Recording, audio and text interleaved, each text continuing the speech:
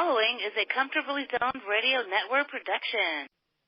Thank you, Tally Olson. I am back, and you are comfortably zoned with me, the Zig Zag Man, in Alameda, California, right across the bay from San Francisco, across the moat from Oakland, and I'm a happy guy today. Why is that, you ask? Because I get to fulfill my promise to my listening audii. I talk to the most interesting people on the planet on a regular basis. Today is no exception, and he's here, Jeff Kallman. How are you, sir? So far, so good. How are you doing? Oh, can't complain at all. We're both Met fans, and I don't want to make this a Met show, but there was a game that I'm recording this, what is it, Saturday the 12th? Something like that. Saturday the 10th. The 10th, okay. I kept it in the month. And last night, the Mets played a game, a come-from-behind, improbable victory. And if you'd like to know how improbable it was, since the last time they won a game like that, trailing 3 runs or more in the ninth or later, that was September 13th, 2015, the Mets have played 187 games since in which they trailed by 3 or more in the ninth, and until last night, they won none of them. Whoa. 3.5 years between 3-run deficits, comebacks in the ninth inning. Improbable and the way they did it last night was slightly beyond belief. Even if you knew going in, and then Conforto, who is not known for being Mr. Clutch by any stretch. Conforto's bread and butter is more power than anything else. If he has been dogged by inconsistency the last couple of years, and last night, it had it not been the bottom of the ninth, that hit would have at least been a double. It goes just past Adam Eaton reaching out for it and bounces off the fence. But he comes through. What was striking about the inning is that if you weren't paying attention to the Mets' performance against Sean Doolittle this year, you would have thought they had a small percentage chance to win the game after falling behind 6-3. The trick is, coming in, the Mets had to be feeling a little bit confident facing Doolittle because this year, against the rest of the league, Doolittle surrendered only 9 runs. Against the Mets this year, he has surrendered 9 runs. Whoa. They've been treating him like a personal piñata whenever they faced him this year.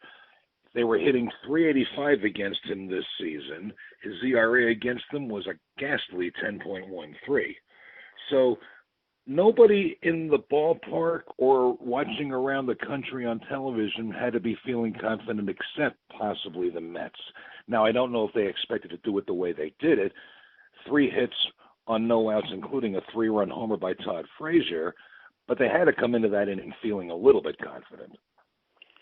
Okay.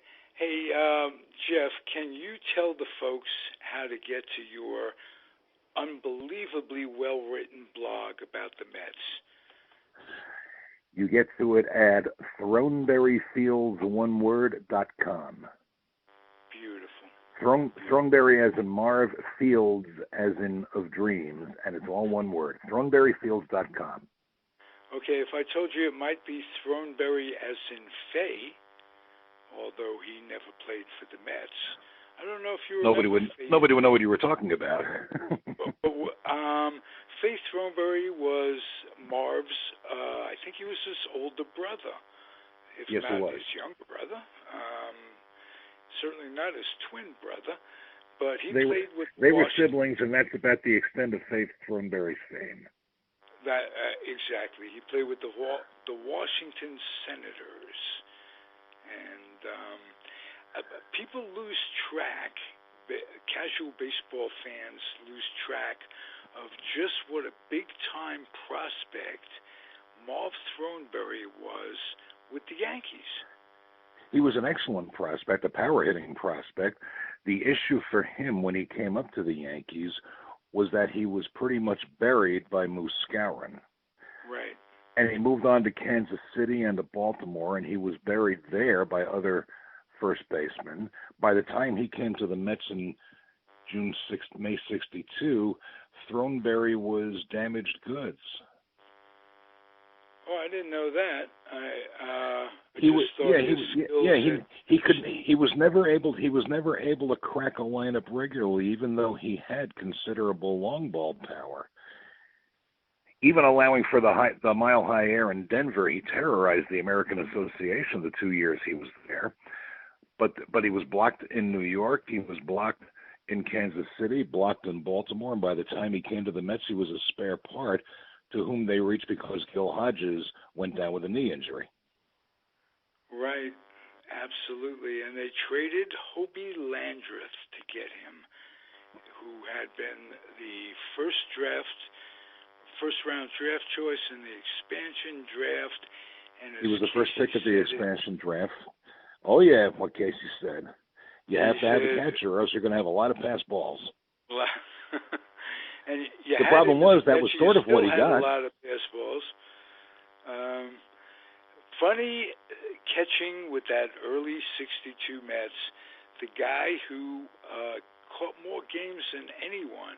Not Choo-Choo Kallman, not Harry Cheedy, but it ends up being Chris Cannizzaro, who was a pretty Cannizzaro was an interesting player. Cannizzaro was pretty good defensively. He didn't play consistently, so he had to shake off the rust. And by 1964, there came a point in the season where it looked like he was going to lock the number one job down, and he got hurt. Are you on a cell phone? I are. Move around a little bit. You're breaking up. If I move around anymore, I'll be a bad imitation of Elvis Presley. Okay. But I think all right.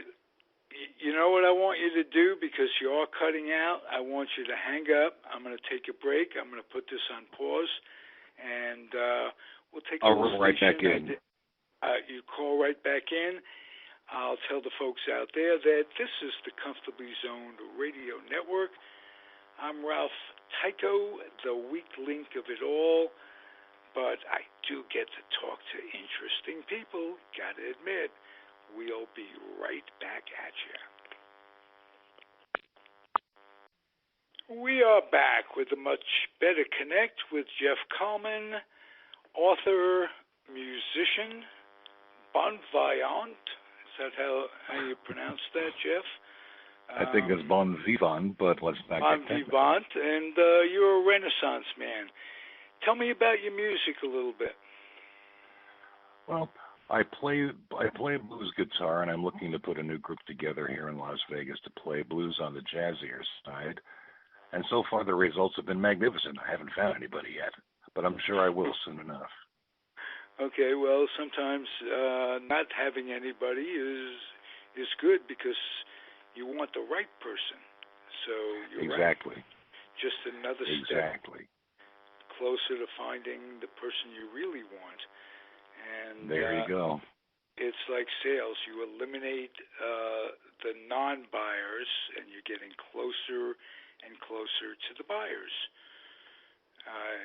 I wish you a lot of luck with that, because it's been a great passion of yours, and that is what life is all about. Passion, you got to have it. With me, it's baseball. With you, it's baseball and music. I like photography too. I can't say it's just baseball, but it's what keeps the brain going a little bit. I can imagine how dull it would be if one didn't care about anything. So. Well, I can't speak from experience because I've never not cared really anything, and I've had a lot of interest in my life, and they keep me animated, they keep me fresh, and they keep me alive. Yeah, and I'm sure you have never said to yourself, geez, I'm bored, I've got nothing to do. There's always something to do. You just gotta. I can't think of any time that I ever felt that way. Yeah, no question about just from knowing you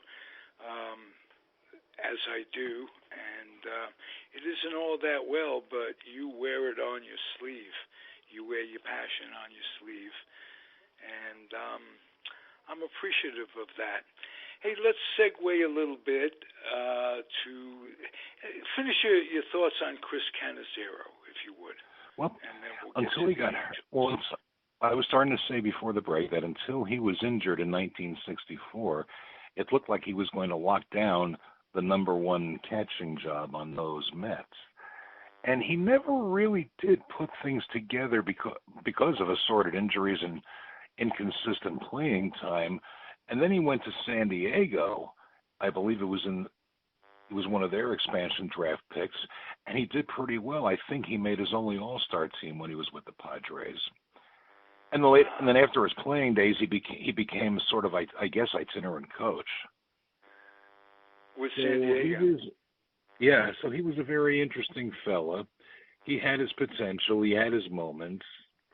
A lot of times, and people don't always understand this, a lot of times a very good-looking young prospect runs into the injury bug, and it's either they have spotty careers or they end up with no career for one reason or another. Right. It's not just because they simply bombed once they got to be professional. Classic example was the guy the Mets picked ahead of Reggie Jackson in the college draft. Colbert? Steve Chilcott. Steve Chilcott. Chilcott, right. Now, there were dubious reasons why the Mets didn't choose Jackson, but at the same time, at that time, they were in need of developing catching, and Chilcott was the top catching prospect in the country at the time. So the Mets picked Chilcott, and he was doing well as he began his career in the minors, but then he ran into a nasty shoulder injury trying to get back to second base on, I think it was a pickoff play. And that shoulder injury pretty much put the kibosh on his major league hopes. He bounced around the minors a while and then called it a career. Yeah, I do not think he had a major league at-bat. I don't think he ever did, but what happened to Steve Chilcott was simply injuries. Yeah. Plain and simple. And that happens more often to live top prospects than people really think. Well, it's epidemic in baseball, both pitching and what they call core injuries. And that goes back, in my mind, to a Dusty Baker story. He said he played 20 years in the big leagues, and not only did he never have a core injury, he didn't even know the word. And this wasn't that long ago when he was playing. Players like Baker who avoid injuries, core or otherwise, are almost an exception. You'd be very hard-pressed to find any player who didn't have any kind of injury at one time or another in his career. A lot comes down. I'm talking about that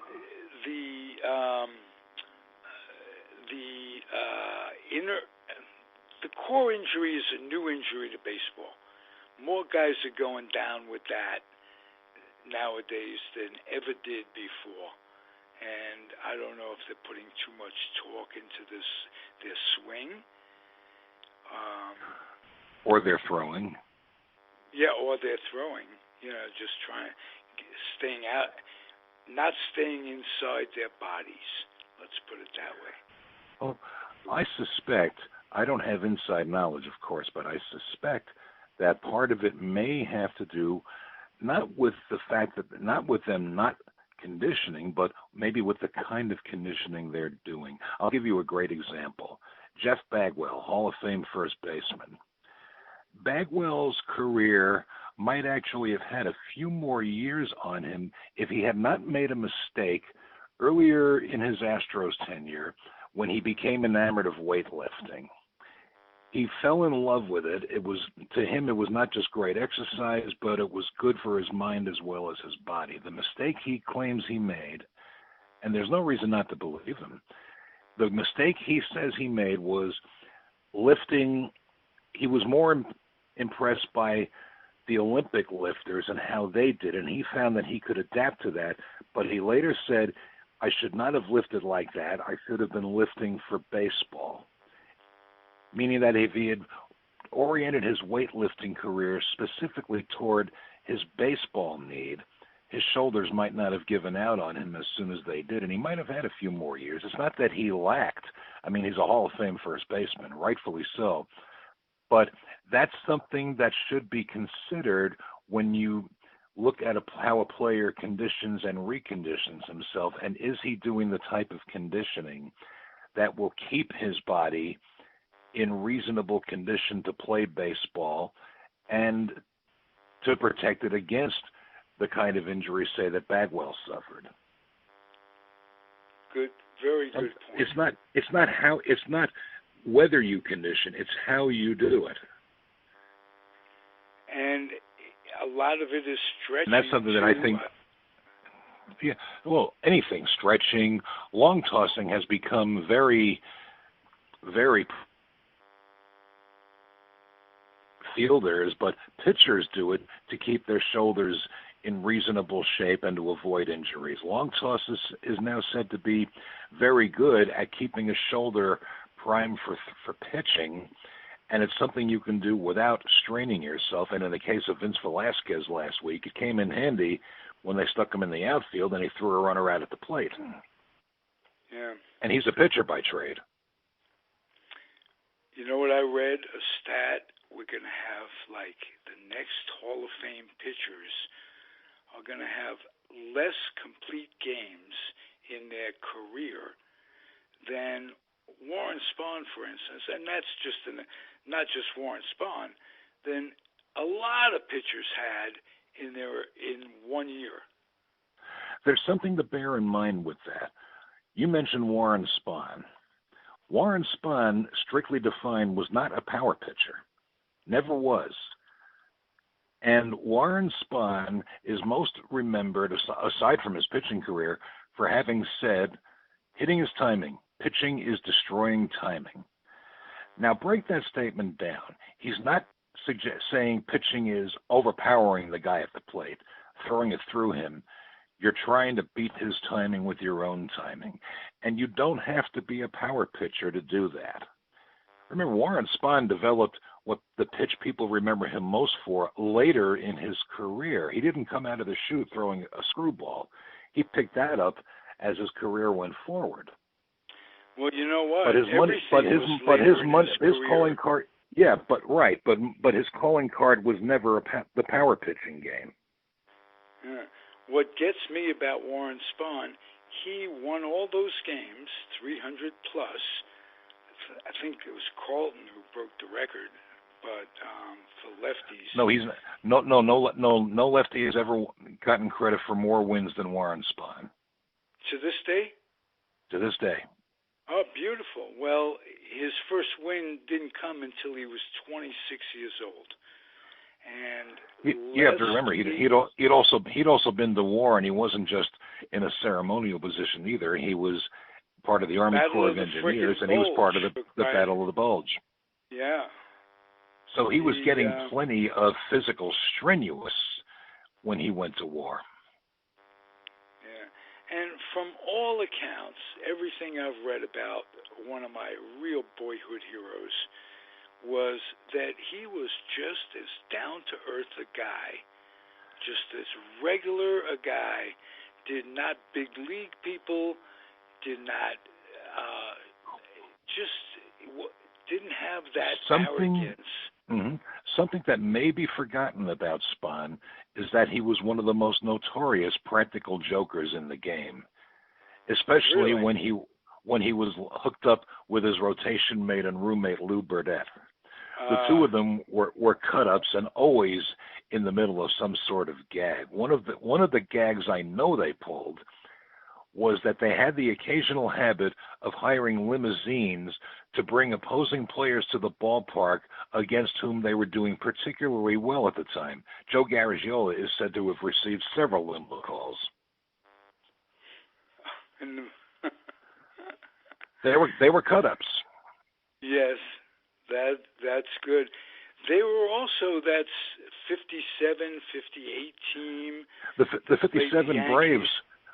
The 57 Braves were not just a great team, but they were a team at least as lively and as randy in their way as teams like the Gas House Gang Cardinals or the '86 Mets, minus the cocaine. They were partiers. They were fun lovers. Bob Buell and those guys were just a bunch of folks that enjoyed life. And it seems like the only fly in their ointment was that they didn't know what to do with a pitcher. With what? I'm sorry. What? Jay was one of the both days of the mid-50s, and Jay was never able to crack the Braves' rotation, even though he had the talent.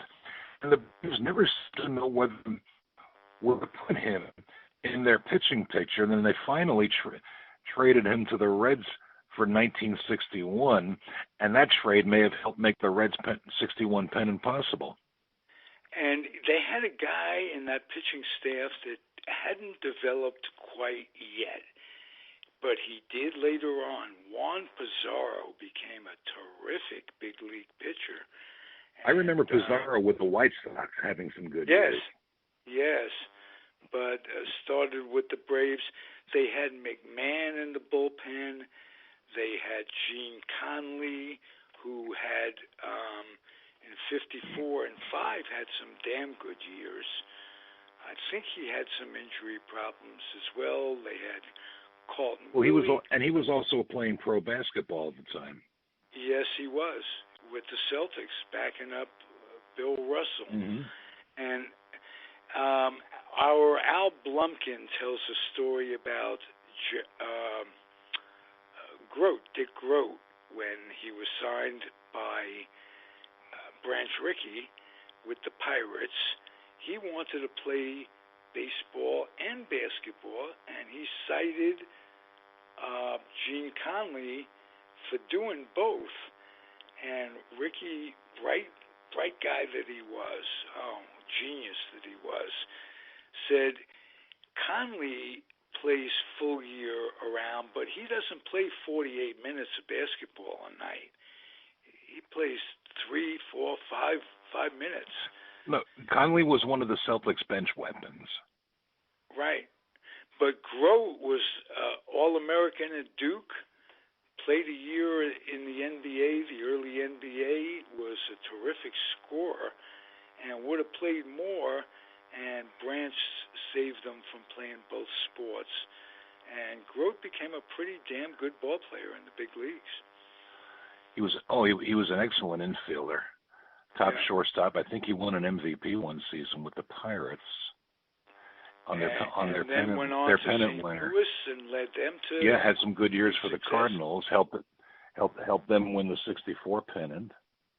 Right. Boy, isn't it fun talking baseball? It always is. Okay, let's get to the crust of the matter, young man.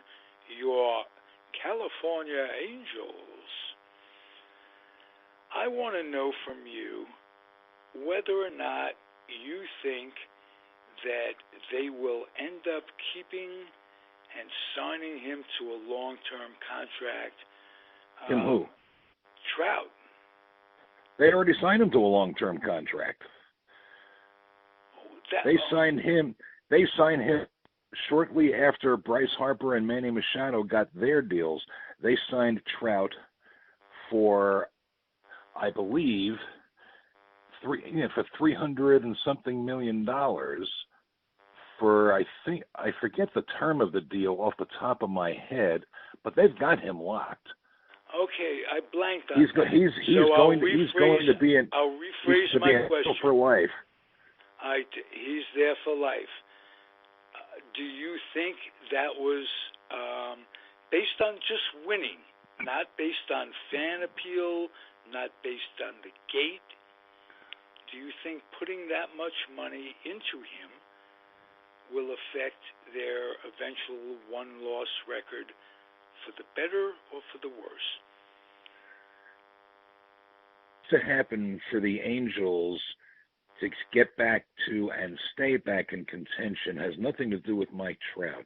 It has everything to do with, A, they need a pitching staff that isn't going to lead the league in injuries every year. Number two, as much as you hate to say this about a future Hall of Famer, the Albert Pujols deal just did not work out through nobody's fault. Nobody could really have predicted that Pujols would start having trouble with his heels and his legs as soon as he did. Yeah. Pujols, I think, has a couple of more years to go before his contract comes off their books. But the Angels have a reasonable core. In Mike Trout, they have not only the greatest player in the game, but a guaranteed Hall of Famer. What they need is an injury-proof pitching staff, especially the starting rotation. They have had decent-looking bullpens. Okay. Are you amazed in their division that the A's do as well as they do with this little Bucks behind them?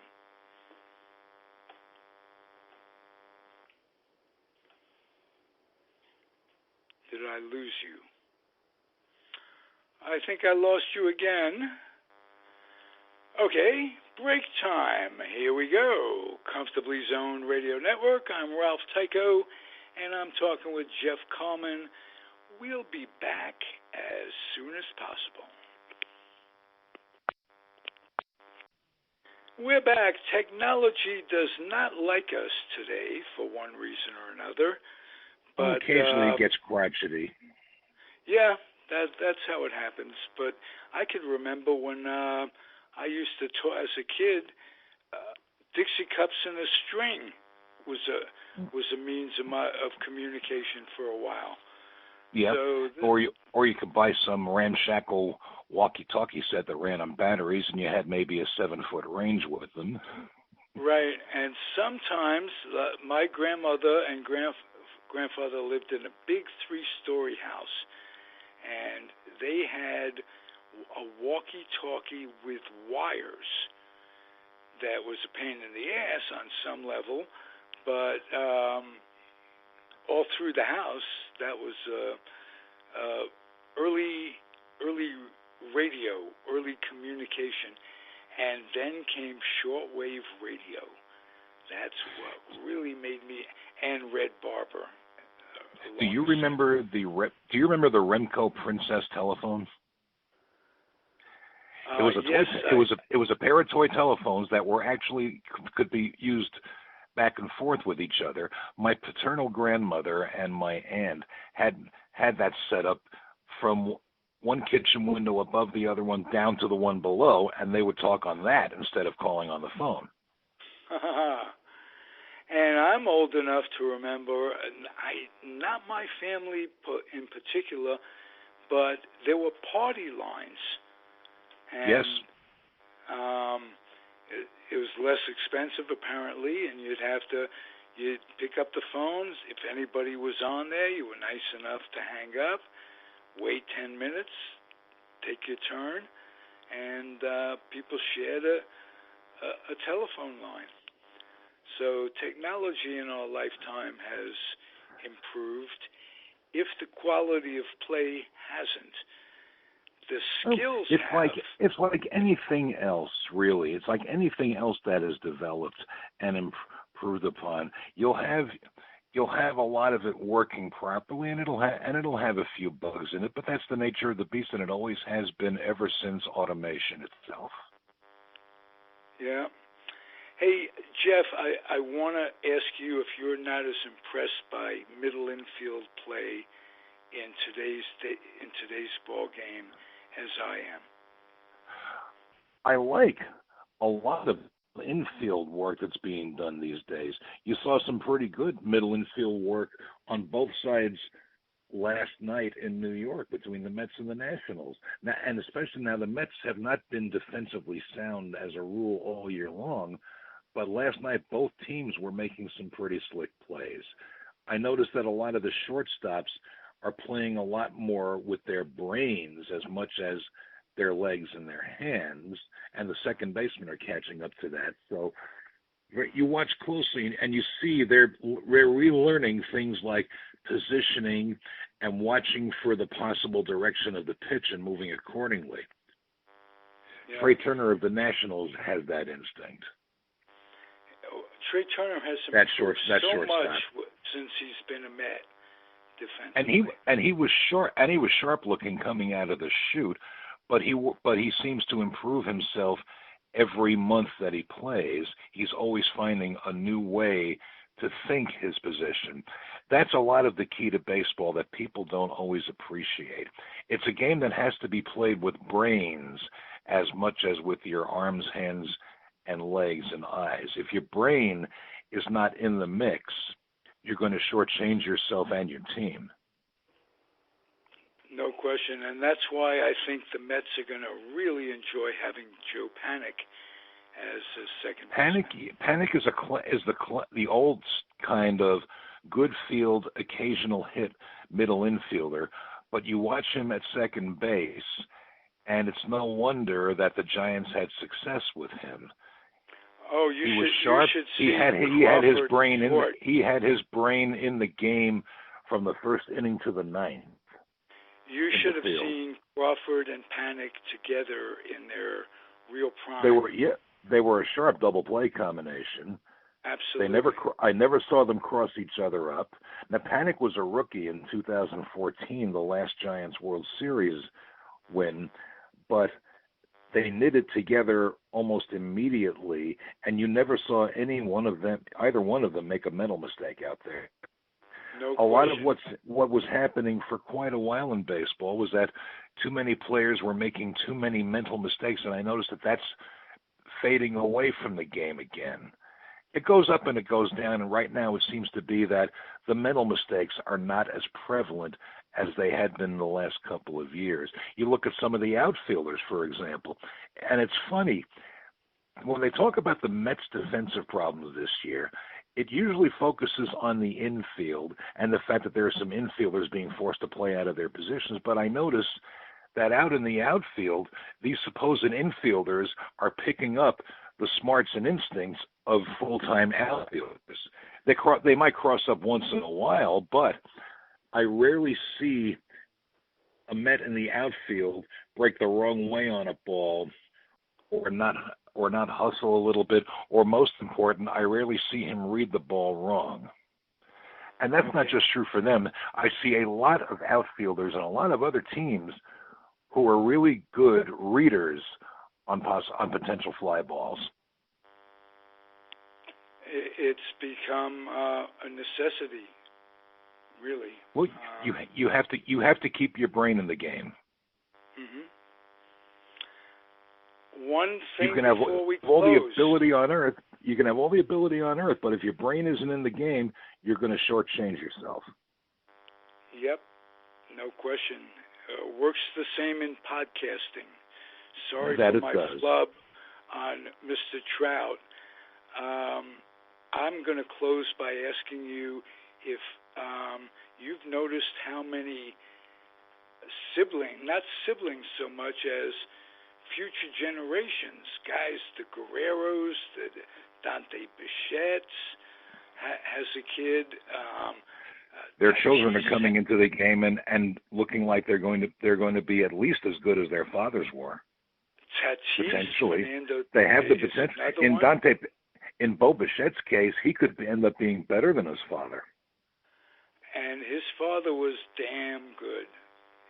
His father was a fine player we'll never really know for dead last certain how good Dante Bichette really would have been, because he played so many years in Denver at Coors Field, and it distorted his statistics. It would have been great to see if his career had been on another team, to see what he could have done, because he had the ability.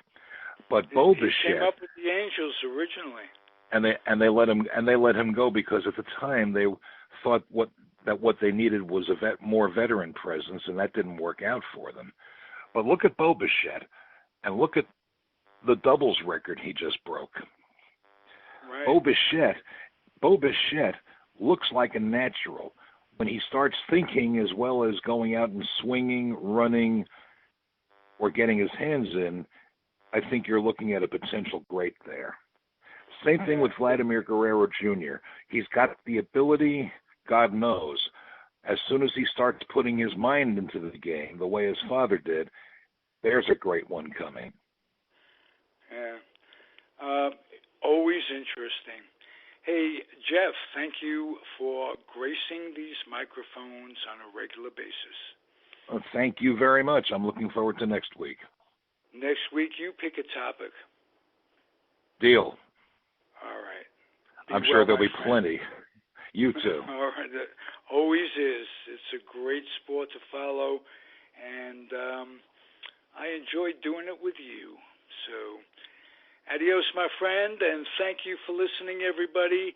I'm going to close the show in the way I generally close my podcasts. I implore you out there to keep your dreams wet, your humor dry, your children out of military recruiting stations and off the laps of clerics wearing dresses. Adios, everybody. Be well.